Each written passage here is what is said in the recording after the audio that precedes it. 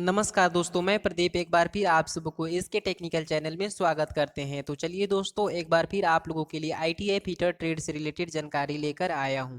जैसा कि फ्रेंड्स हमारा सीरीज चल रहा है अखिल भारतीय व्यावसायिक परीक्षा से संबंधित महत्वपूर्ण वस्तुनिष्ठ प्रश्न का, उस सीरीज का यह 12वां वीडियो है। 11 वीडियो चैनल में अपलोड कर दिए गए हैं। अगर फ्रेंड्स आप उन वीडियो को नहीं देखे हैं तो इस वीडियो के डिस्क्रिप्शन में उनका लिंक दिया हुआ है, आप वहां से जाकर उस वीडियो को भी देख सकते हैं। और फ्रेंड्स हम आप लोगों से यही रिक्वेस्ट करेंगे कि इस वीडियो के अंत तक जरूर बने रहें ताकि आपका सारा डाउट क्लियर हो जाए। और फ्रेंड्स अगर आप लोगों को यह वीडियो पसंद आता है तो please like share and subscribe जरूर करें और बेल नोटिफिकेशन को भी प्रेस कर दें ताकि पल पल की अपडेट आप तक पहुंच सके।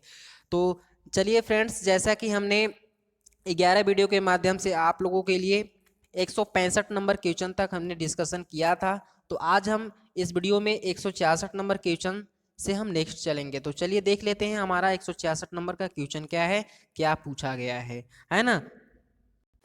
जी हाँ फ्रेंड्स, तो चलिए देखते हैं 166 नंबर क्वेश्चन क्या पूछा गया है। फ्रेंड्स देखिए, बहुत ही अच्छा क्वेश्चन पूछा गया है। आपसे पूछा गया है कि how much carbon content of steel is forgeable. बोल रहा है कि स्टील की कितनी कार्बन कंटेंट फोर्ज हो सकता है, यानी बोल रहा है कि स्टील में कितनी परसेंट कार्बन की मात्रा रहेगी जब हम उसको फोर्ज कर सकते हैं, है ना। सबसे पहले क्वेश्चन समझना जरूरी है फ्रेंड्स। क्वेश्चन बोल रहा है कि स्टील में कार्बन की परसेंटेज मात्रा कितनी होगी कि हम उसको फोर्ज कर सकते हैं, यानी उसको हम फोर्ज कर सकते हैं। तो देखिए फ्रेंड्स, ऑप्शन नंबर ए आपसे बोल रहा है कि अप टू 1.2%। क्या 1.2% से अधिक कार्बन रहेगा तो हम किसी भी स्टील को गर्म कर सकते हैं या फोर्ज कर सकते हैं। ऑप्शन नंबर बी बोल रहा है या फिर अप टू 1.7% या 1.7% तक, या फिर अप टू 1.9%, या डी बोल रहा है अप टू 2.1%। तो फ्रेंड्स यहाँ से जो आपका करेक्ट आंसर निकल के आ जाएगा वो ऑप्शन नंबर बी के साथ चला जाएगा, यानी कि अप टू 1.7%, है ना। यानी कि जिस स्टील में 1.7% से अधिक कार्बन कंटेंट हो, कार्बन की परसेंटेज मात्रा हो, उसी स्टील को हम फोर्ज कर सकते हैं, यानी वो फोर्जेबल होगा। अगर 1.7% से नीचे है तो हम उस स्टील को फोर्ज नहीं कर सकते हैं, है ना। यानी कि कार्बन की परसेंटेज मात्रा जो न्यूनतम होनी चाहिए वो क्या होनी चाहिए, 1.7% से कुछ ऊपर होना चाहिए तभी। अगर इससे नीचे रहेगा तो हमारा स्टील फोर्जेबल नहीं होगा, हम उसे फोर्ज नहीं कर सकते हैं। तो फ्रेंड्स आपसे यही क्वेश्चन पूछा गया था कि स्टील की कितनी कार्बन कंटेंट फोर्ज हो सकता है, यानी कि स्टील में कार्बन परसेंटेज मात्रा बताइए जिसके उपस्थिति में हम किसी भी स्टील को क्या कर सकते हैं, फोर्ज कर सकते हैं। तो फ्रेंड्स वो आपका 1.7% है, यानी कि 1.7% से अधिक अगर हम परसेंटेज रखते हैं स्टील में तो वो स्टील क्या होगी, वो फोर्जेबल होगी, है ना। तो आशा करते हैं फ्रेंड्स आपका ये डाउट क्लियर हो गया होगा। तो फ्रेंड्स चलिए अब हम नेक्स्ट क्वेश्चन की बात कर लेते हैं। 166 का आपका ऑप्शन नंबर बी जो है वो करेक्ट आंसर है ना। तो चलिए अगला क्वेश्चन को देख लेते हैं। जी हाँ फ्रेंड्स, 167 नंबर क्वेश्चन आपसे पूछा गया है, which cutting fluid use for drilling in cast iron. बोल रहा है कि कास्ट आयरन के ड्रिलिंग के लिए किस कटिंग फ्लूइड का उपयोग किया जाता है ना फ्रेंड्स। बोल रहा है कि अगर आपको कास्ट आयरन में ड्रिलिंग करनी है तो आप उस समय किस कटिंग फ्लूइड का आप प्रयोग करेंगे। ऑप्शन नंबर ए बोल रहा है ड्राई एयर जेट। क्या आप ड्राई एयर जेट का प्रयोग करेंगे या फिर सोल्यूबल ऑयल, है ना। ऑप्शन नंबर सी बोल रहा है mineral oil. Option number D बोल रहा है वेजिटेबल ऑयल, है ना। तो फ्रेंड्स यहां से जो आपका करेक्ट आंसर निकल के आएगा वो आपका ड्राई एयर हो जाएगा, यानी कि कास्ट आयरन की मशीनिंग करने के लिए या कास्ट आयरन में ड्रिलिंग करने के लिए या कास्ट आयरन में टैपिंग करने के लिए, है ना, जो भी प्रक्रिया हम करते हैं, यानी जो भी मशीनिंग प्रक्रिया करते हैं उसमें हम कटिंग फ्लूइड के रूप में ड्राई एयर जेट का प्रयोग करते हैं, है ना।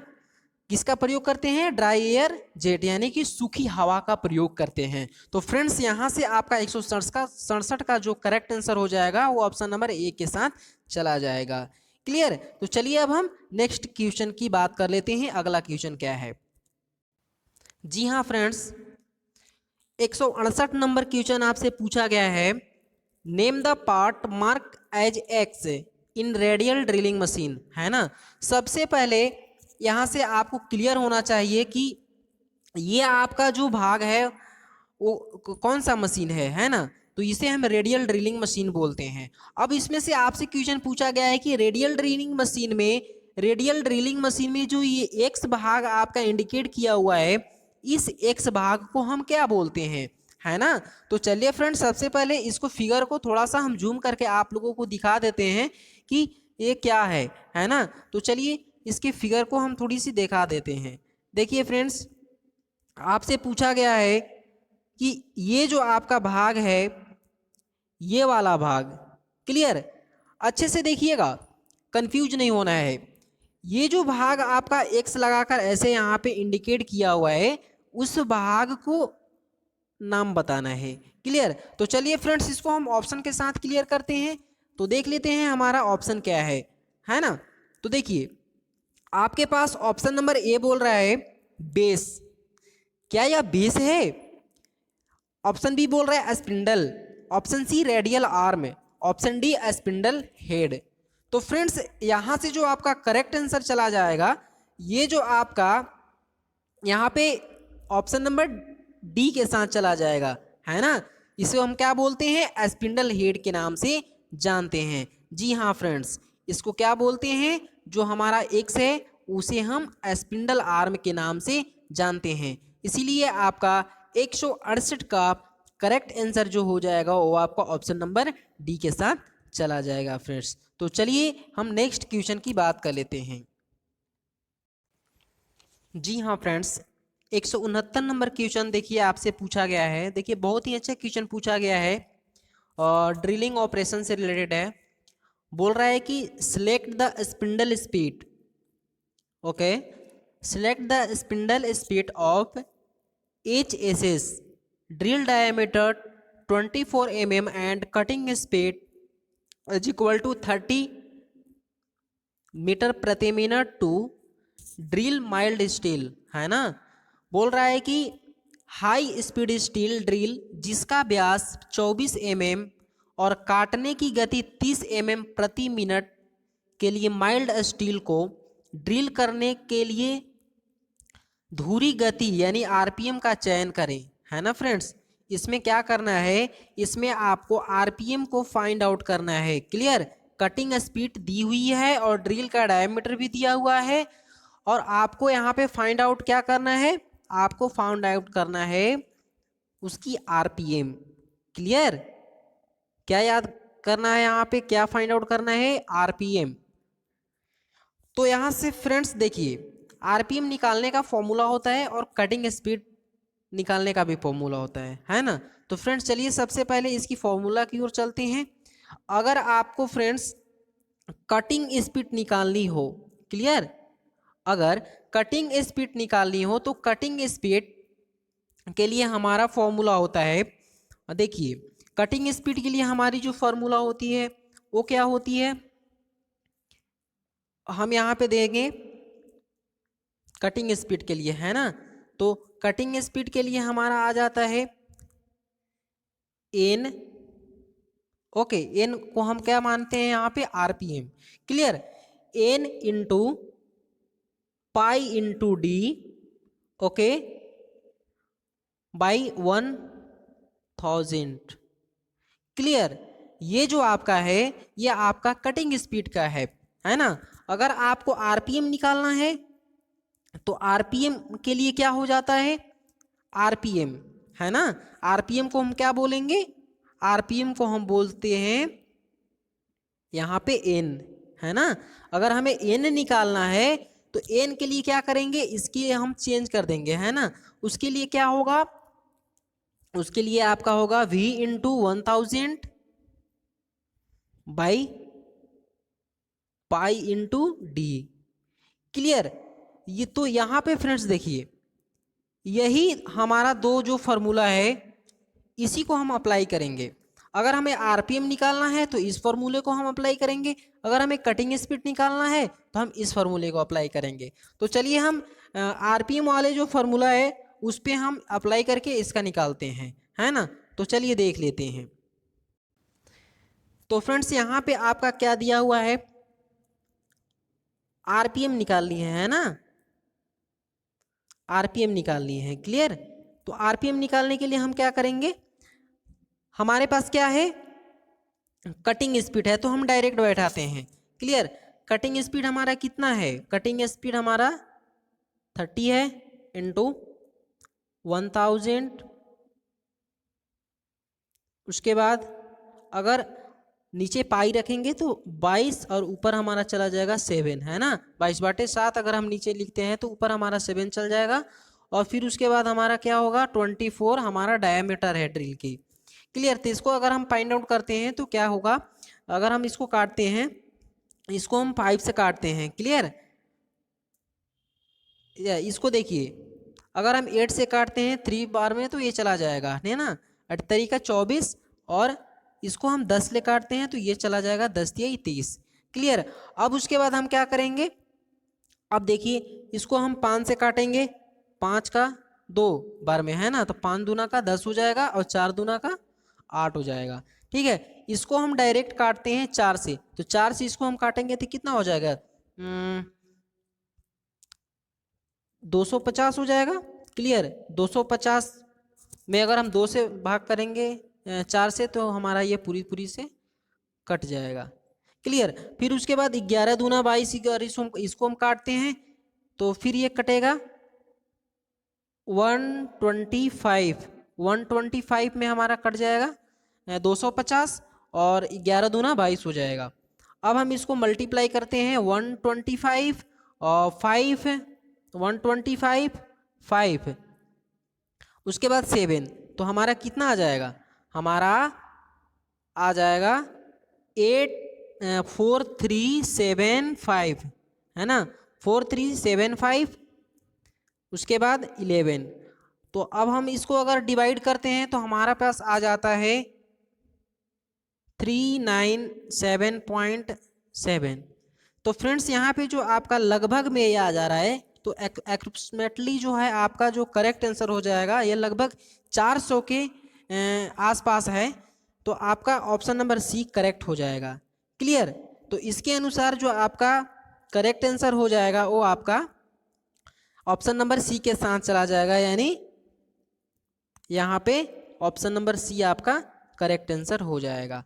क्लियर। तो फ्रेंड्स अगर हम बात करते हैं आरपीएम की, तो आरपीएम हमारा इस तरह से फाइंड आउट होता है। अगर आपसे पूछा जाए कटिंग स्पीड की, कटिंग स्पीड का फॉर्मूला, तो कटिंग स्पीड का फॉर्मूला आप वहाँ से याद कर लीजिएगा जो हमने बताया, और वहाँ से आप उसका वैल्यू भी उसी फार्मूला के अनुसार आप निकाल सकते हैं, है ना। और कटिंग स्पीड की अगर आपको कोई यूनिट पूछेगा तो हमारी जो कटिंग स्पीड की यूनिट होती है वो मीटर प्रति मिनट होती है। क्लियर। तो फ्रेंड्स चलिए, आशा करते हैं आप लोगों का ये डाउट क्लियर हो गया होगा। तो चलिए हम देखते हैं अगला क्वेश्चन। जी हाँ फ्रेंड्स, 170 नंबर क्वेश्चन आपसे पूछा गया है, which one is use to क्या bring the plates closely together after inserting the rivet in the hole, है ना। क्या बोल रहा है इसको हम समझते हैं, है ना। तो चलिए फिर इसको हम समझ लेते हैं। जी हाँ फ्रेंड्स, 170 नंबर क्या बोल रहा था कि छेद में रिवेट डालने के बाद, छेद में रिवेट डालने के बाद प्लेटों को निकट लाने के लिए किसका उपयोग किया जाता है। जी हाँ फ्रेंड्स, ये आपका रिवेटिंग ऑपरेशन से रिलेटेड आपका क्वेश्चन पूछा गया है। पूछा गया है कि जब आप छेद में रिवेट डाल देते हैं और उसके बाद डालने के बाद अगर आपको प्लेटों को निकट लाना है, दोनों प्लेटों को क्या करना है, आपस में जब क्लोज करना है, पास पास करना है, तो उसके लिए आप किस टूल का यूज करेंगे, है ना। ये आपसे पूछा गया है। पूछा गया है कि आपको एक रिवेटिंग करनी है, किसी दो प्लेटों को आपस में जोड़ना है। मान लीजिए ये हमारा एक प्लेट है। क्लियर। देखिए फ्रेंड्स, मान लीजिए ये हमारा एक प्लेट है और एक प्लेट हम इस पे इस तरह से जोड़ रहे हैं। क्लियर? तो यहाँ पे हमारा रिवेट करना है, रिवेटिंग करनी है। तो जब हम दो होलों के बीच में अगर हम रिवेट डाल देते हैं, रिवेट डाल देते हैं और रिवेट डालने के बाद हमें दो प्लेटों के बीच की जो डिस्टेंस होती है उसको क्या करना रहता है, क्लोज करना रहता है। यानी दोनों प्लेटों को क्या करना रहता है, आपस में सटाना रहता है। क्लियर? सटाना रहता है। तो उसके लिए हम किस टूल का यूज करेंगे? क्या हम ड्रिफ्ट का यूज करेंगे, है ना? क्या ड्रिफ्ट का यूज करेंगे या फिर डॉली का यूज करेंगे? ऑप्शन नंबर सी बोल रहा है रिवेट सेट्स, या ऑप्शन नंबर डी बोल रहा है कॉकिंग टूल, है ना? तो फ्रेंड्स यहाँ जो आपका करेक्ट आंसर हो जाएगा वो आपका रिवेट सेट्स हो जाएगा, है ना? रिवेट सेट एक ऐसा टूल होता है जिसका प्रयोग छिद्र में रिवेट को डालने के बाद प्लेटों को निकट लाने के लिए उसका उपयोग किया जाता है ना? क्लियर? तो फ्रेंड्स यहाँ से जो आपका इस क्वेश्चन का आंसर होगा वो आपका ऑप्शन नंबर सी के साथ करेक्ट हो जाएगा। तो चलिए फ्रेंड्स नेक्स्ट क्वेश्चन की बात कर लेते हैं। जी हाँ फ्रेंड्स, 171 नंबर क्वेश्चन आपसे पूछा गया है कि what is the use of bend snip, है ना? बेंड स्निप का उपयोग क्या है?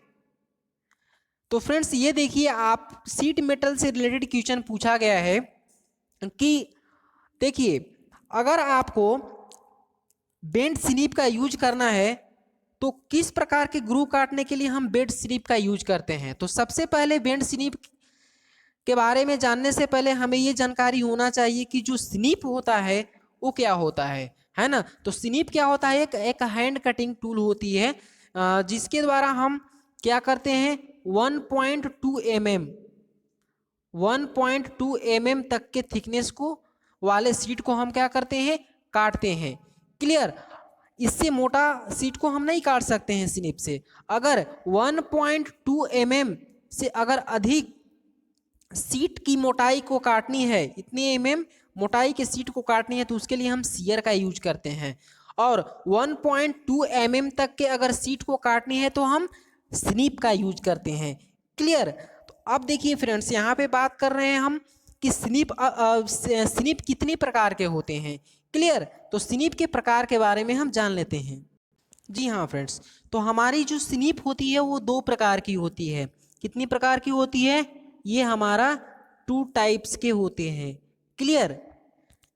2 टाइप्स के होते हैं। उसमें हमारा फर्स्ट होता है स्ट्रेट स्निप और दूसरा होता है बेंड स्निप। क्लियर? दो प्रकार के स्निप पाए जाते हैं। एक जो हमारा स्निप होता है स्ट्रेट स्निप होता है, दूसरा हमारा होता है बेंड स्निप, है ना? तो दोनों का अलग अलग यूज किया जाता है। कार्य के अनुसार इसका यूज भी अलग अलग होते हैं। अगर हम बात करते हैं स्ट्रेट स्निप की, तो स्ट्रेट स्निप का प्रयोग हम कहाँ करते हैं, स्ट्रेट कट को लगाने के लिए। अगर आपको किसी सीधी रेखा लाइन में, सीधी रेखा में अगर कट करना है, कटिंग करना है, तो वहाँ पे हम स्ट्रेट स्निप का यूज करेंगे। अगर आपको किसी प्रकार की घुमावदार यानी सर्कुलर कट लगाना है, यानी कि देखिए यहाँ पे अगर आपको इस तरह से कोई सर्कुलर कट लगाना है या किसी राउंड आकार की या गोलाकार अगर आपको काटना है, तो वहाँ पे हम बेंड स्निप का यूज करेंगे, है ना? तो फ्रेंड्स यही आपसे यहाँ पे पूछा गया है कि what is the use of bend snip. Bend snip का प्रयोग हम कहाँ करते हैं? तो चलिए फ्रेंड्स हम इसके ऑप्शन की ओर चलते हैं और देखते हैं, और ऑप्शन से हम इसको क्लियर करते हैं, है ना? देखिए ऑप्शन नंबर ये बोल रहा है ग्रू कट। क्या ग्रू को काटने के लिए हम बेंड स्निप का यूज करते हैं, या फिर zig zag cut? Clear? Option number C straight cut. Clear? Option number D बोल रहा है सर्कुलर कट। तो जी हाँ फ्रेंड्स, यहाँ पे जो बेंड स्निप आपका प्रयोग किया जाता है वो आपका सर्कुलर कट लगाने के लिए किया जाता है, यानी सर्कुलर कट के लिए हम बेंड स्निप का यूज करेंगे। अगर यहीं पे आपसे पूछ देता कि स्ट्रेट स्निप, यहाँ पे बेंड स्निप दिया हुआ है, यहाँ पे स्ट्रेट स्निप दे देता, तो उससे आपका correct answer option number C के साथ चला जाता, यानी स्ट्रेट स्निप का प्रयोग हम करते हैं स्ट्रेट कट के लिए, है ना? स्ट्रेट काटने के लिए हम करते हैं। और बेंड स्निप का प्रयोग कहाँ करते हैं? सर्कुलर कट करने के लिए। तो फ्रेंड्स आशा करते हैं कि आप लोगों का यहाँ से इससे रिलेटेड भी जितने भी पॉइंट्स वो आपके क्लियर हो गए होंगे। तो फ्रेंड्स शीट मेटल से रिलेटेड ये जनरल चीज़ें हैं, ये आपको याद रखनी है ना। तो चलिए अब हम नेक्स्ट क्वेश्चन की बात कर लेते हैं। देखते हैं अगला क्वेश्चन क्या पूछा गया है 172 का। जी हाँ फ्रेंड्स, 172 नंबर क्वेश्चन आपसे पूछा गया है, name the part of lever shear, है ना, यानी कि lever shear mark as x.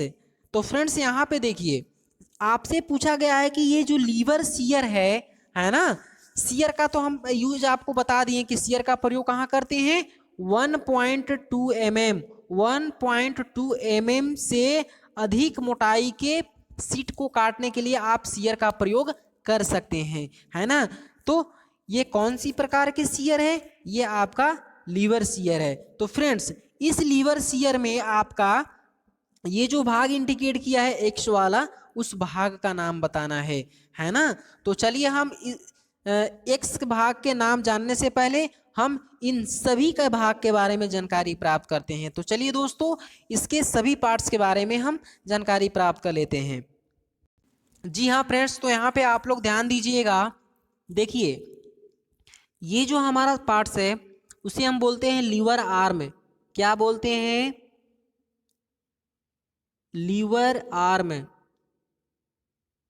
Clear? इसको बोलते हैं लीवर आर्म। अब उसके बाद हम बात कर लेते हैं, ये जो हमारा पॉइंट्स होता है, ये देखिए ये वाला जो हमारा ब्लेड, ये जो है इसे हम बोलेंगे अपर ब्लेड। क्लियर? एक एक बात को ध्यान में रखिएगा, इसको बोलते हैं अपर ब्लेड। क्लियर? इसको अपर ब्लेड के नाम से जानते हैं। अब ये जो आपका यहाँ पे इस भाग को ध्यान दीजिएगा, इसे हम बोलते हैं क्लैंप। इसको क्या बोलते हैं? क्लैंप बोलते हैं। क्लियर? तो याद हुआ, इसे बोलते हैं लीवर आर्म। लीवर आर्म है आपका, ये आपका ऊपर वाला अपर ब्लेड है, और ये जो आप यहाँ पे देख रहे हैं ये हमारा क्लैंप है। अब रही एक्स की बात, तो एक्स से जो इंडिकेट किया है उस भाग को हम कहते हैं, उस भाग को कहते हैं लोअर ब्लेड। क्या बोलते हैं फ्रेंड्स? हम बोलते हैं लोअर ब्लेड के नाम से इसको जानते हैं। क्लियर हुआ? तो फ्रेंड्स ये रहा आपका लीवर शियर का पार्ट्स, है ना। फर्स्ट है आपका, फर्स्ट क्या है? फर्स्ट लीवर आर्म, है ना। सेकेंड अपर ब्लेड, उसके बाद क्लैंप, हाँ, उसके बाद लोअर ब्लेड, है ना। तो इसी एक्स भाग के नाम आपके आपसे पूछा गया था कि ये एक्स भाग को हम क्या कहते हैं। तो चलिए फ्रेंड्स अब हम ऑप्शन के साथ इस क्वेश्चन को क्लियर करते हैं और देखते हैं हमारा ऑप्शन क्या दिया हुआ है ना। तो फ्रेंड्स देखिए यहाँ पे जो आपका ऑप्शन दिया हुआ था वो क्या था? ऑप्शन नंबर ए बोल रहा है बेस प्लेट। क्या बोल रहा है? Base plate. क्या यह बेस प्लेट है? या ऑप्शन नंबर बी बोल रहा है lever arm. Option number C बोल रहा है lower blade. Option number B D बोल रहा है अपर ब्लेड। तो फ्रेंड्स यहाँ से जो आपका एक्स का जो भाग का नाम है वो क्या है? उसे हम बोलते हैं lower blade. Clear? Lower blade आपका करेक्ट आंसर हो जाएगा। यानी क्वेश्चन नंबर आपका 72 का ऑप्शन नंबर सी के साथ आपका आंसर चला जाएगा। यानी हमारा जो एक्स भाग था उस एक्स भाग को हम क्या कहते हैं? लोअर ब्लेड कहते हैं। इसीलिए 172 का आपका option number C correct answer हो जाएगा। तो फ्रेंड्स आशा करते हैं आप लोगों का ये डाउट क्लियर हो गया होगा। तो चलिए अब हम नेक्स्ट क्वेश्चन की बात कर लेते हैं। यहाँ पे हम देख रहे हैं 173 नंबर क्वेश्चन आपसे क्या पूछा गया है ना। तो फ्रेंड्स यहाँ देखिए 173 नंबर क्वेश्चन आपसे पूछा गया है कि name the sheet metal operation, है ना। बोल रहा है कि इस मेटल ऑपरेशन का नाम बताइए। एक ऑपरेशन आपको दिखाया गया है फिगर के माध्यम से। तो चलिए उस फिगर को हम देखते हैं और उसमें पूछा गया है कि यह कौन सा ऑपरेशन किया जा रहा है शीट मेटल से रिलेटेड, है ना। तो फ्रेंड्स चलिए इसकी फिगर देख लेते हैं पहले। जी हाँ फ्रेंड्स, साहब आप सबसे पहले इस फिगर को देखें कि ये जो शीट मेटल की ऑपरेशन है वो कौन सा ऑपरेशन है, इस ऑपरेशन को हम किस नाम से जानते हैं, है ना। तो फ्रेंड्स हम आपको कुछ समय देते हैं, आप इस फिगर को अच्छे से देखें और ऑप्शन के थ्रू हम इसको क्लियर करेंगे। तो चलिए फ्रेंड्स, आशा करते हैं आप लोग इस फिगर को देख लिए होंगे। अब हम चलिए इसके ऑप्शन की ओर चलते हैं, देखते हैं हमारा ऑप्शन क्या है। ऑप्शन नंबर ए बोल रहा है, ऑप्शन नंबर ए बोल रहा है कि ग्रूविंग, क्या हम इसे ग्रूविंग प्रक्रिया कहेंगे या नॉचिंग या वेंडिंग। ऑप्शन नंबर डी बोल रहा है फोल्डिंग। तो फ्रेंड्स ये जो आपका फिगर के माध्यम से जो समझाया गया है ना, ये आपका बताने का जो कोशिश कर रहा है वो आपका ग्रूविंग प्रक्रिया है ना। कौन सी प्रोसेस है ये, शीट मेटल की ग्रूविंग प्रोसेस है ना। और ग्रूविंग प्रोसेस एक ऐसी प्रोसेस होती है जो सीम को लॉक करने की प्रक्रिया होती है ना। दो सीटों को जब हम आपस में सीम के द्वारा जोड़ते हैं तो उस सीम को लॉक करने के लिए हम क्या करते हैं, ग्रूवर का यूज करते हैं। तो वो ग्रूवर एक टूल होता है जिसके द्वारा हम किसी भी सीम को लॉक करते हैं। तो ये जो प्रक्रिया की जा रही है वो है आपका ग्रूविंग, है ना। ग्रूविंग प्रक्रिया के द्वारा हम किसी भी सीम को क्या करते हैं, लॉक करते हैं। तो फ्रेंड्स आपका जो करेक्ट आंसर चला जाएगा वो ऑप्शन नंबर ए के साथ चला जाएगा। क्लियर। तो फ्रेंड्स चलिए अब हम देख लेते हैं अगला क्वेश्चन। जी हाँ फ्रेंड्स, 174 नंबर क्वेश्चन पूछा गया है कि name the zinc coated iron, यानी जिंक कोटेड आयरन का नाम बताइए। बोल रहा है कि जो जिंक कोटेड आयरन है उसे हम क्या कहते हैं, है ना। तो बोल रहा है कि black iron, option number B tin iron, option number C stainless steel, option number D galvanised iron, यानी जस्ता चढ़ा हुआ लोहा, है ना। यानी कि जिस लोहे पे जिंक को कोटेड किया जाता है ना, उसे हम बोलते हैं जस्ता चढ़ा हुआ लोहा, है ना। हाँ फ्रेंड्स, जस्ता चढ़ा हुआ लोहा हम किसे बोलेंगे, जिस आयरन पे हमारी जिंक की परतें चढ़ाई जाती हैं, जिंक कोटेड की जाती है, उसे हम बोलते हैं जस्ता चढ़ा हुआ लोहा, यानी गैल्वेनाइज्ड आयरन। अच्छा फ्रेंड्स एक बात बताइएगा, जस्ता हम क्यों चढ़ाते हैं आयरन पे, है ना। आयरन पे हम जस्ते की परत क्यों चढ़ाते हैं, परत चढ़ाने का कारण क्या है। हम ऐसे भी आयरन को छोड़ देते थे, हम ऐसे नहीं छोड़ सकते हैं, है ना। चढ़ाने की क्या जरूरत है जिंक। तो फ्रेंड्स इसका एक रीजन होता है ना। आयरन को क्या करने के लिए, क्रोजन से बचाने के लिए, जंग से बचाने के लिए, है ना, संक्षारण न हो उस पे, तो जंग रोधक बनाने के लिए हम क्या करते हैं, उस पे जिंक की परत चढ़ा देते हैं आयरन पे।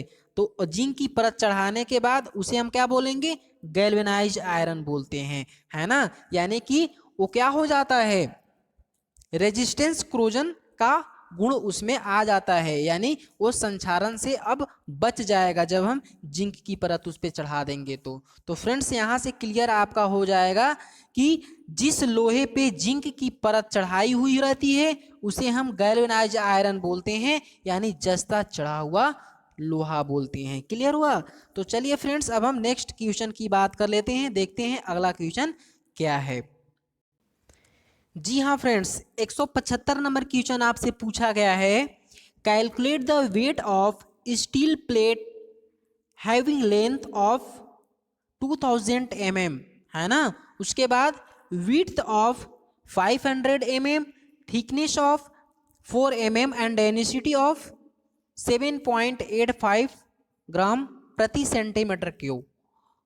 बोल रहा है कि 200 mm की लंबाई, 500 mm चौड़ाई और 4 mm की मोटाई और 7.85 ग्राम सेंटीमीटर क्यूब की घनत्व वाले प्लेट के वजन की गणना करें, है ना। तो फ्रेंड्स देखिए यहाँ पे आपसे पूछा गया है कि एक हमारी कोई प्लेट है, क्लियर, ये हमारा कोई प्लेट है, ये हमारी कोई प्लेट है जिसकी लंबाई कितनी दी हुई है, जिसकी लंबाई हमारा 2000 mm दिया हुआ है। क्लियर। चौड़ाई कितनी दी हुई है, 500 mm दिया हुआ है, क्लियर कीजिएगा। और इसकी जो मोटाई है वो मोटाई कितना दिया हुआ है, मोटाई हमारा 4 mm दिया हुआ है, क्लियर। इतना बात समझ में आई। तो फ्रेंड्स यहाँ देखिए ये सारे चीज mm में दिए हुए हैं और हमें क्या वेट ज्ञात करना है, ऑप्शन दिया हुआ है हमारा केजी में, है ना। तो केजी के लिए अगर हम डेंसिटी की बात करें तो केजी में हमें लाने के लिए इस सभी को क्या करना पड़ेगा, मीटर में कन्वर्ट करना पड़ेगा। किस में करना पड़ेगा कन्वर्ट, लेंथ और विड्थ और थिकनेस को हमें सबसे पहले मीटर में कन्वर्ट करना पड़ेगा, क्योंकि जब हम इसे मीटर में करेंगे तभी तो हमारा डेंसिटी भी हमारा किस में आना चाहिए, केजी प्रति मीटर क्यूब में आना चाहिए, है ना। डेंसिटी को भी हमें चेंज करना पड़ेगा केजी प्रति मीटर क्यूब में। फ्रेंड्स तो यहाँ तक समझ में आया। तो अब हम चलिए इसको चेंज कर लेते हैं सबको मीटर में। पहले लंबाई चौड़ाई और मोटाई को मीटर में कन्वर्ट कर लेते हैं, उसके बाद हम देखते हैं, है ना। तो फ्रेंड्स यहाँ पे देखिए आपका दिया हुआ है, अगर आप 2000 को मीटर में कन्वर्ट करेंगे तो ये कितना आ जाएगा, 2 मीटर आ जाएगा, क्लियर। 500 को अगर आप कन्वर्ट करते हैं तो वो कितना आ जाएगा, 1/2 यानी कि 0.5 मीटर आ जाएगा, यानी कि हाफ मीटर आ जाएगा। उसके बाद अगर आप मोटाई को चेंज करते हैं, यानी हमारा 4 mm है, तो 4 mm को अगर हम मीटर में कन्वर्ट करेंगे तो इसका मान कितना हो जाएगा, 0.004 मीटर आ जाएगा। बात समझ में आ रही है। तो इस तरह से हमने यहाँ पे कन्वर्ट कर लिया, यानी कि लंबाई हमारा 2 मीटर आ गया, लंबाई हमारा लेंथ हमारा कितना आ गया, 2 मीटर आ गया, चौड़ाई हमारा 0.5 मीटर आ गया, और हमारा थिकनेस जो है यानी मोटाई जो है वो हमारा 0.004 मीटर आ गया। तो फ्रेंड्स यहाँ तक समझ में आ गई। हाँ, तो हमारी लंबाई चौड़ाई और मोटाई ज्ञात हो गया, सबको हमने मीटर में कन्वर्ट कर लिया। अब उसके बाद हमें क्या करना है, अब उसके बाद हमें वेट को फाइंड आउट करना है ना। तो वेट को फाइंड आउट करने से पहले आपको डेंसिटी को भी कहा करना होगा, केजी केजी केजी प्रति मीटर क्यूब में कन्वर्ट करना पड़ेगा। ये तो आपका दिया हुआ है किस में, ग्राम में दिया हुआ है ना, ग्राम प्रति सेंटीमीटर क्यूब में दिया हुआ है, तो केजी प्रति मीटर क्यूब में इसको कन्वर्ट करना पड़ेगा। तो इसके लिए हम क्या करेंगे, इसके लिए देखिए, तो इसके लिए आपको डायरेक्ट यहाँ पे याद रखना है, क्या याद रखना है, 7850, है ना, यानी कि 7850 केजी प्रति मीटर क्यूब होता है, क्लियर, डेंसिटी। तो अब हम क्या करेंगे, अब इसकी हम वेट को फाइंड आउट करेंगे। तो वेट को फाइंड आउट करने के लिए एक फॉर्मूला होता है, वेट को फाइंड आउट करने के लिए एक फॉर्मूला होता है, डेंसिटी इनटू वॉल्यूम। वॉल्यूम किसका निकालना है, वॉल्यूम हमको निकालना है उस सीट की जिसकी लंबाई चौड़ाई और मोटाई दी हुई है ना। तो वॉल्यूम हम जैसे निकालेंगे तो वॉल्यूम को सबसे पहले हम इसको फाइंड आउट कर लेते हैं, है ना। तो वॉल्यूम अगर हम फाइंड आउट करेंगे तो हमारा लंबाई 2 था, उसके बाद चौड़ाई था 0.5, उसके बाद मोटाई था 0.00, कितना हो जाएगा 0.00 हमारा 4 हो जाएगा। तो जब हम इसको मल्टीप्लाई करेंगे तो ये आपका आ गया कितना आ गया 1, और 1 में अगर हम 0.004 को मल्टीप्लाई करेंगे तो हमारा 0.004 हमारा वॉल्यूम आ गया। और डेंसिटी हमारे पास कितना था 7850 केजी, है ना, प्रति मीटर क्यूब। याद हुआ। तो फ्रेंड्स ये प्रोसेस आपको यहाँ तक करनी होगी। हाँ, तो अब चलिए हम उस फॉर्मूले पे बैठा देते हैं जो कि हमारा वेट निकालने का फॉर्मूला क्या होता है, डेंसिटी इनटू वॉल्यूम, क्लियर। तो अब हम चलिए फाइंड आउट कर लेते हैं। जी हाँ फ्रेंड्स, तो हमने यहाँ पे देखा कि हमें वॉल्यूम भी ज्ञात हो गया, हम डेंसिटी को भी कन्वर्ट कर दिए, है ना, केजी प्रति मीटर क्यूब में, और हमारा वॉल्यूम भी आ चुका। तो हमारे पास वॉल्यूम कितना आ गया था, 0.004 कितना आ गया, मीटर क्यूब आ गया था। अब उसके बाद हमारे पास डेंसिटी कितना था, डेंसिटी था 7850 केजी प्रति मीटर क्यूब। अब हम वेट की बात करें तो वेट कैसे निकालेंगे, हमारा क्या होगा, वॉल्यूम इनटू डेंसिटी, है ना। तो क्या करेंगे, 0.004 में अगर हम 7850 को अगर मल्टीप्लाई करते हैं तो हमारा आ जाता है फ्रेंड्स, यहाँ पे कितना आ जाएगा, हमारा आ जाएगा 31.4 केजी। क्लियर, कितना आ जाएगा, 31.4 केजी, यानी कि 31.4 केजी आपका वेट फाइंड आउट हो गया। क्लियर। तो फ्रेंड्स इसके अनुसार आपका जो यहाँ पे करेक्ट आंसर होगा वो आपका ऑप्शन नंबर बी के साथ चला जाएगा, यानी कि 31.4 केजी हमारा करेक्ट आंसर हो जाएगा, है ना। तो इस तरह से फ्रेंड्स हम किसी भी स्टील के सीट की हम क्या करते हैं, वेट को फाइंड आउट करते हैं। आपको दिया हुआ रहेगा लंबाई, चौड़ाई, मोटाई, है ना, और उसकी डेंसिटी दी हुई रहेगी, तो आपको वहाँ से फाइंड आउट करना है। तो फ्रेंड्स इस फॉर्मूले को आप याद रखिएगा, अगर आपको वेट फाइंड आउट करना है तो आपको वॉल्यूम और डेंसिटी ज्ञात होना चाहिए किसी भी प्लेट की, तभी आप उस प्लेट की क्या करते हैं, वेट निकाल सकते हैं। क्लियर। और यूनिट पर भी विशेष ध्यान दीजिएगा, बहुत लोग क्या करते हैं, ग्राम प्रति सेंटीमीटर क्यूब ही रहता है और उसी से मल्टीप्लाई कर देते हैं, तो हमारा जो आंसर आता है वो रॉन्ग आता है। तो सबसे पहले तो हमें यूनिट को देखना है कि हमारा यूनिट क्या है। अगर सेंटीमीटर में है तो हमारा डेंसिटी भी, अगर हमारा एमएम में है तो हमें एमएम में ही फाइंड आउट करना होगा, या सेंटीमीटर में है तो सेंटीमीटर में फाइंड आउट करेंगे। तो फ्रेंड्स सबसे पहले आपको यूनिट पर ध्यान देना है। तो फ्रेंड्स चलिए, आशा करते हैं आप लोगों का ये डाउट क्लियर होगा गया होगा, यानी कि आपका जो 175 का करेक्ट आंसर हो आपका ऑप्शन नंबर बी हो जाएगा, है ना। ऑप्शन नंबर बी हो जाएगा, जिसका करेक्ट आंसर क्या है, 31.4 केजी। तो फ्रेंड्स चलिए अब हम अगला क्वेश्चन देख लेते हैं। जी हाँ फ्रेंड्स, 176 नंबर क्वेश्चन आपसे पूछा गया है। बोला गया है कि which sheet metal is highly resistant to corrosion and abrasive, है ना, अब्रेशन। बोल रहा है कि जंग और घर्षण के लिए कौन सा सीट धातु अत्यधिक प्रतिरोधी है, यानी कि जो जंग और घर्षण के लिए जो सबसे अत्यधिक प्रतिरोधी है वो कौन सा धातु है। तो फ्रेंड्स ऑप्शन नंबर ए बोल रहा है copper, option number B black iron, option number C aluminium, option number D galvanise iron. तो फ्रेंड्स यहाँ से जो आपका करेक्ट आंसर निकल के आ जाएगा ऑप्शन नंबर डी के साथ चला जाएगा, यानी कि गैल्वेनाइज आयरन एक ऐसा आयरन होता है जो कि बहुत ही जंग को क्या करता है, प्रतिरोध करता है ना, जंग और संचारण से हमें बचाए रखता है गैल्वेनाइज आयरन। तो फ्रेंड्स यहाँ से जो आपका करेक्ट आंसर हो जाएगा वो आपका ऑप्शन नंबर डी के साथ चला जाएगा। चलिए अब हम 177 नंबर क्वेश्चन को देख लेते हैं।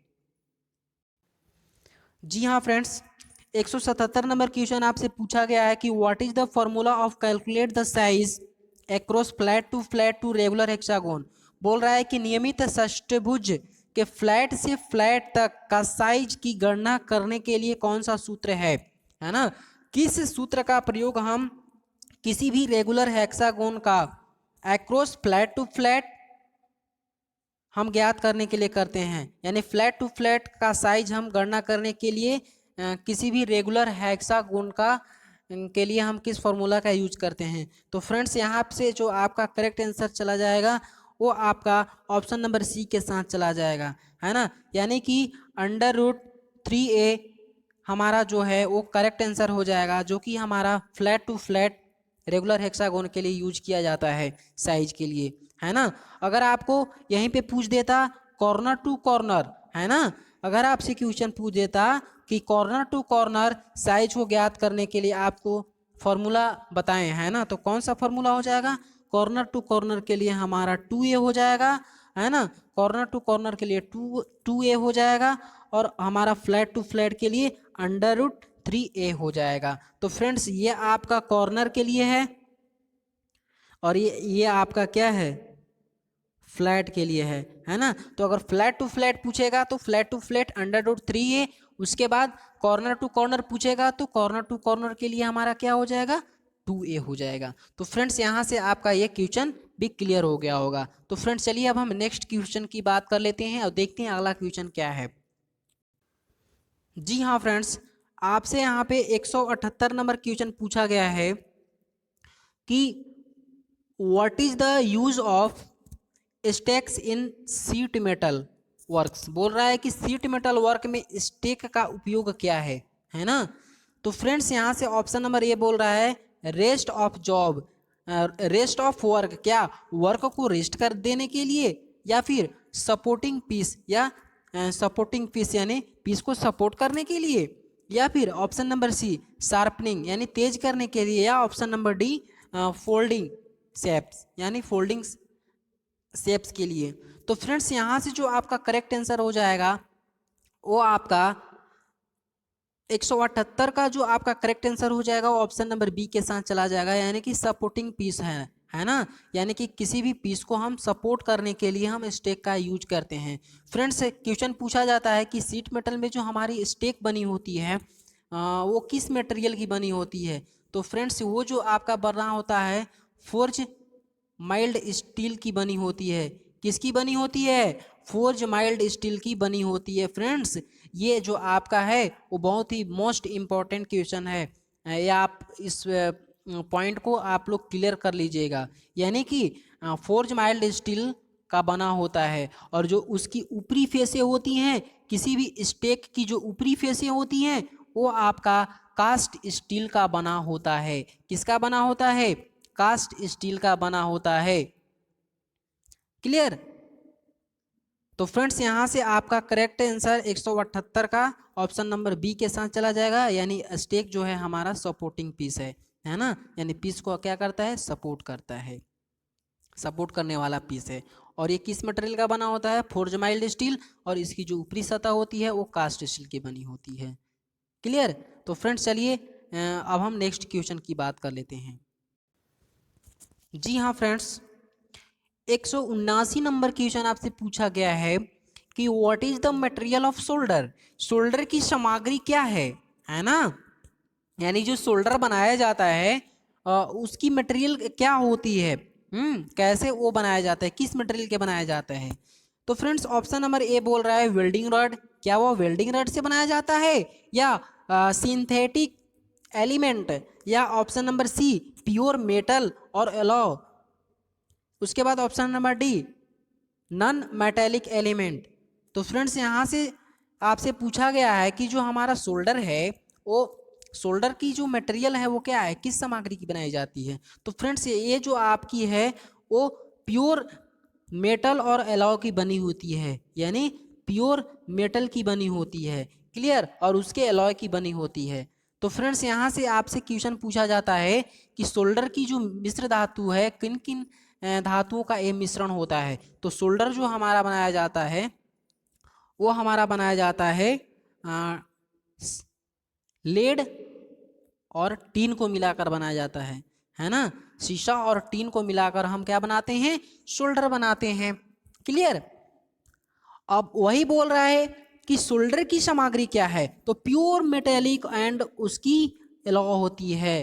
प्योर यानी कि शुद्ध धातु या मिश्र धातु से हम बनाते हैं सोल्डर को। क्लियर? तो यहाँ से जो आपका करेक्ट आंसर चला जाएगा वो ऑप्शन नंबर सी जो है आपका करेक्ट आंसर चला जाएगा, प्योर मेटल और एलॉय। अब चलिए बात कर लेते हैं नेक्स्ट और लास्ट क्वेश्चन 180 नंबर। जी हाँ फ्रेंड्स, 180 नंबर क्वेश्चन देखिए आपसे पूछा गया है वो फ्लक्स से रिलेटेड है ना। तो देखिए बोल रहा है कि which flux use for soldering steel, है ना, बोल रहा है कि स्टील की सोल्डरिंग करने के लिए किस फ्लक्स का उपयोग किया जाता है। सबसे पहले तो आपको ये जानना जरूरी है कि फ्रेंड्स फ्लक्स का प्रयोग हम करते किस लिए हैं, है ना। फ्लक्स होती क्या है, तो फ्लक्स देखिए तीन रूपों में पाया जाता है ना। ये पाउडर के रूप में भी पाया जाता है, ये ठोस के रूप में भी पाया जाता है, और ये लिक्विड के रूप में भी पाया जाता है। क्लियर। और फ्लक्स हमारी क्या करता है, हम जिस मेटल को हम सोल्डरिंग करते हैं उस मेटल के सतह पर कोरोजन को हटाने के लिए और उसके ऑक्साइड को हटाने के लिए, क्लीन करने के लिए फ्लक्स का प्रयोग करते हैं, ताकि उस पे सोल्डर जो है वो अच्छी तरह से हमारी सोल्डरिंग हो जाए, है ना। इसीलिए हम फ्लक्स का प्रयोग करते हैं, यानी कि उस पे ऑक्साइड को बचाने के लिए, उस पे कोई रासायनिक प्रक्रिया ना हो, है ना, कोई भी रासायनिक प्रक्रिया न करे सोल्डर के साथ और उसके मेटल के मटेरियल के साथ। क्लियर। इसीलिए फ्लक्स का यूज करते हैं। तो वहाँ से पूछा गया है आपसे क्वेश्चन कि स्टील की सोल्डरिंग करने के लिए आप किस फ्लक्स का यूज करेंगे। क्लियर। तो यहाँ पे देखिए पूछा गया है, ऑप्शन नंबर ए बोल रहा है कि एल्युमिनियम क्लोराइड। क्या आप यहाँ पे अमोनियम क्लोराइड का प्रयोग करते हैं या zinc chloride. Option number C बोल रहा है रेजिन। ऑप्शन नंबर डी बोल रहा है पेस्ट, है ना। तो फ्रेंड्स यहाँ से जो आपका करेक्ट आंसर निकल कर आएगा वो आपका ऑप्शन नंबर ए के साथ चला जाएगा, यानी कि आप स्टील की सोल्डरिंग करने के लिए अमोनिया क्लोराइड का प्रयोग कर सकते हैं, है ना। किसका प्रयोग किया जाता है, अमोनिया क्लोराइड का प्रयोग किया जाता है ना। तो फ्रेंड्स बस आज के लिए इस वीडियो में इतना ही। अगले वीडियो में हम अगले क्वेश्चन के साथ उपस्थित होंगे। तो फ्रेंड्स आप लोगों को इस वीडियो के अंत तक बने रहने के लिए बहुत बहुत धन्यवाद। Thank you and bye bye.